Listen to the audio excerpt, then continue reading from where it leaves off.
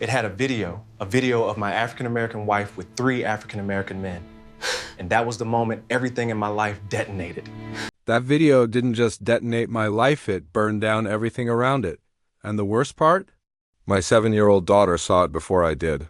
Tuesday mornings in the Harper house were always chaos, but this time the chaos reached biblical proportions. Leo was tearing through the living room looking for his tablet. Melissa was pacing around with coffee in one hand and her phone glued to her ear, and I was tying my tie wondering when my family would learn what organization meant.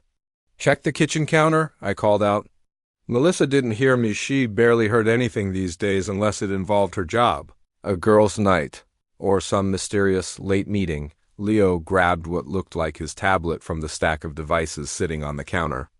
Before Melissa could verify it, her phone buzzed again. She kissed my cheek without even looking at me and rushed out in a cloud of perfume and stress. We'd been married 10 years. And lately, Melissa had been drifting emotionally, physically, even spiritually. I didn't want to believe the signs. I wanted to believe I was paranoid. But paranoia doesn't prepare you for what happened next. At 10:47 a.m., my phone rang. Not rang, exploded. "Mr. Harper, this is Principal Rowe from Eastwood Elementary. You need to come immediately. And please bring your lawyer." My heart plummeted so fast I felt sick.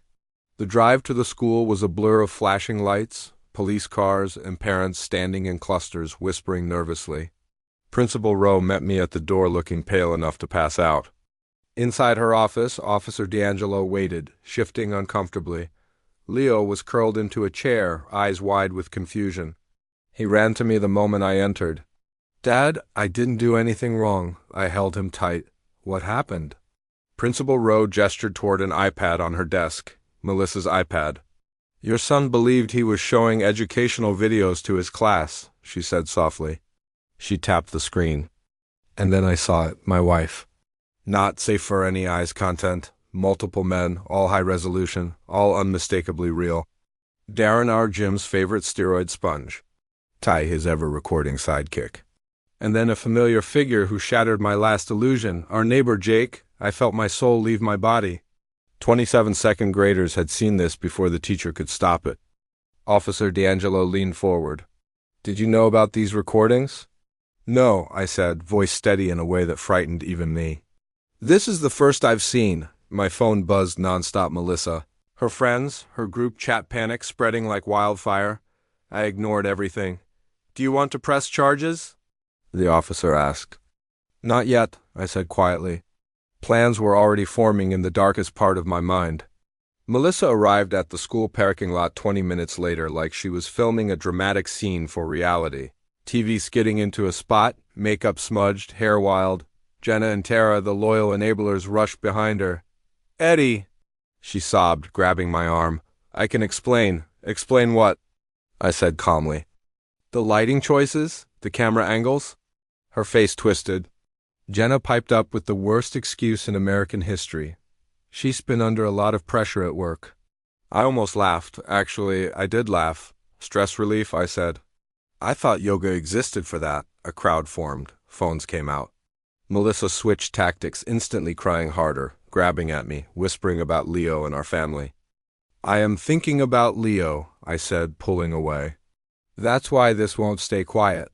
That evening, after putting Leo to bed, I sat in my home office reviewing everything. Melissa hid in the guest room to give us space, she claimed. More like strategizing. The videos weren't random. They were coordinated, filmed in multiple places: our bedroom, Darren's apartment, Jenna's pool house. Melissa hadn't slipped up. She'd built a whole separate life. Greg, my colleague and actual friend, called. "What are you going to do?"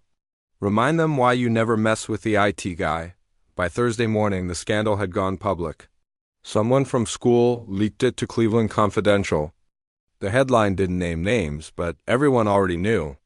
Melissa went into PR crisis mode, claiming revenge adult content, stolen files, hacked cloud storage.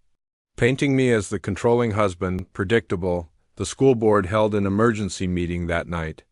The auditorium overflowed with furious parents and hungry reporters.